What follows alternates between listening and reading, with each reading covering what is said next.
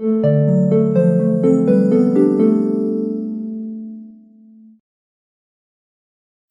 And welcome to the world wide post. दोस्तों, Israel और Iran के रिलेटेड बहुत बड़ी खबर निकल कर आ रही है। रिसेंटली ईरान ने कैटेगोरिकली कहा कि वो जल्दी इजराइल पर अटैक करने वाला है, लेकिन इजराइल का भी रिस्पांस आ चुका है। यहाँ पर आप देख सकते हैं ट्विटर हैंडल है जो एक्स बन चुका है। इजराइल ने कहा कि अगर ईरान इजराइल पर अटैक करता है, हमले का जवाब देता है, तो हम बहुत ही जल्द ईरान पर अटैक करेंगे @Khomeini। तो सीधा सीधा इजराइल की फॉरेन मिनिस्ट्री ने ईरान के supreme leader ayatollah Ali Khamenei को डायरेक्टली वार्निंग दे दी है। और गेस करे व्हाट, ईरान के अटैक के बाद कैसे इजराइल ईरान पर अटैक करेगा, किस टाइप का अटैक होगा यहाँ पर, ये जानना हमारे लिए बहुत ही ज्यादा जरूरी है। तो देखिए यहाँ पर आप देख सकते हैं इजराइल यहाँ ईरान पर एक EMP बम से अटैक करने वाला है। और ये EMP बम होता क्या है, सरल शब्दों में मैं आपको समझाऊंगा। अगर ईरान आने वाले दिनों में इजराइल पर हमला करे तो इजराइल बिजली को तबाह करने वाले बम्स का इस्तेमाल कर सकता है। याद रखिए, बिजली की ही मदद से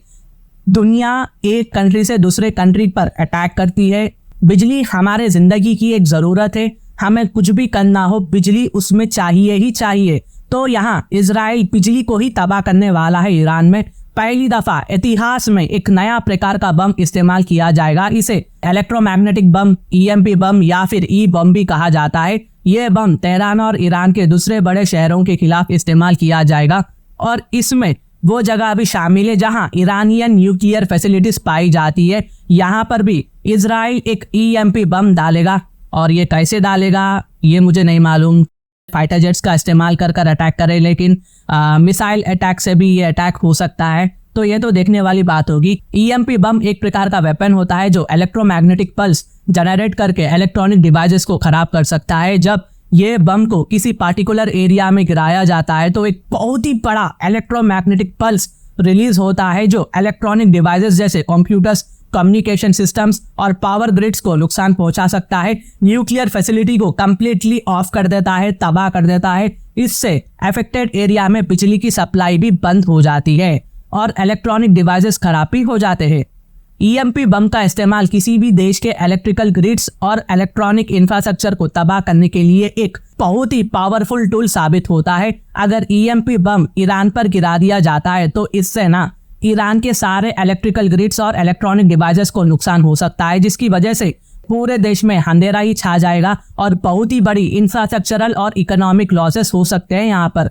और जैसा कि मैंने पहले भी कहा कि EMP पल्स के असर से सभी electronic devices including computer, communication system और पावर डिस्ट्रीब्यूशन नेटवर्क्स खराब कर सकता है। इससे देश का नॉर्मल फंक्शनिंग बंद भी हो जाएगा और बहुत बड़ी परेशानियां पैदा हो जाएगी। ये एक तरह से साइलेंट अटैक होता है जो सीधा लोगों को मौत तो नहीं देता है, लेकिन देश की इंफ्रास्ट्रक्चर को लंबे समय तक अफेक्टेड कर सकता है। इजराइल या किसी भी दूसरे देश के लिए ये एक स्ट्रैटेजिक वेपन बन सकता है जो उन्हें अपने दुश्मनों के अगेंस्ट एडवांटेज भी प्रोवाइड कर देता है। लेकिन दोस्तों, ईरान इस इजराइल वाले अटैक से अवेयर है। ईरान जानता भी है इसका रिजल्ट क्या होगा अगर ईरान इजराइल पर अटैक करता है। तो हाइपोथेटिकली स्पीकिंग के हो सकता है कि ईरान यहाँ पर कॉन्फिडेंशियली चुपचाप खामोशी से रशिया से EMP बम परचेस कर पहले ही इजराइल पर ये EMP वाला अटैक कर दे, यहाँ पर इजराइल की बिजली को ही कंप्लीटली खत्म कर दे। हाई पॉसिबिलिटीज है क्योंकि ईरान के supreme leader ayatollah Ali Khamenei एक समझदार सरफिरे इंसान है, मिडिल ईस्ट के बहुत ही पावरफुल आदमी है। यहाँ पर ईरान के supreme leader ayatollah Ali Khamenei की जुबान की बात है कि ये अटैक करने वाले हैं और लोग इनसे बहुत ही ज्यादा उम्मीद लेकर बैठे हुए हैं। इमेज की बात है इनकी। आयतुल्ला अली ख़ामेनी को ईरानियंस को कुछ कर दिखाना पड़ेगा यहाँ पर, क्योंकि आज का टाइम ईरान में इजराइल को लेकर बहुत ही ज्यादा गुस्सा है। क्योंकि पहले तो इजराइल ने हमस के नाम पर 32,000 से ज्यादा फिलिस्तीनियंस को बमबारी कर ग्राउंड ऑपरेशन कर मार डाला। फिर ऊपर से इजराइल ने सीरिया में मौजूद ईरान की एम्बेसी पर भी अटैक किया है, जो एकदम गलत है। और ईरान को पूरी अथॉरिटी है कि वो रिटेलिएट जवाब दे। यहाँ पर कोई भी देश किसी राजदूत को ऐसे अटैक नहीं कर सकता। ये इंटरनेशनल लॉ का सीधा सीधा उल्लंघन है, वॉयलेशन है।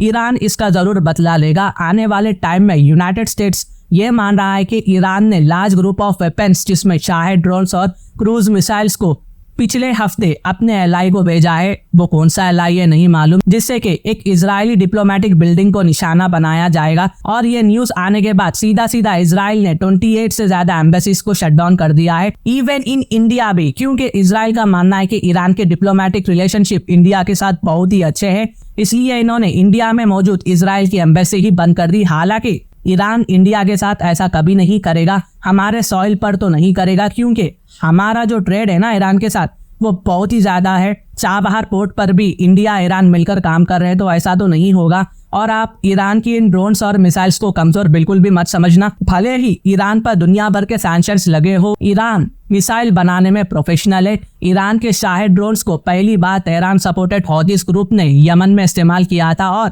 अब रशिया ने भी इन ईरान ड्रोन्स को यूक्रेन के खिलाफ लार्ज लेवल पर इस्तेमाल कर रहा है। तो कोई डाउट नहीं है कि इससे इजराइल को खतरा होगा। तो दोस्तों ये कुछ अपडेट्स थी जो मैंने आप तक लाया है। आपके एक्सप्रेशन क्या है लिखिएगा नीचे कमेंट सेक्शन में। अगर मेरी वीडियो इन्फॉर्मेटिव दिखे तो इंटरनेशनल अफेयर्स के लिए आप मेरे चैनल को सब्सक्राइब कर सकते हैं। Thank you for watching, thank you for hearing, and I always say God bless you all.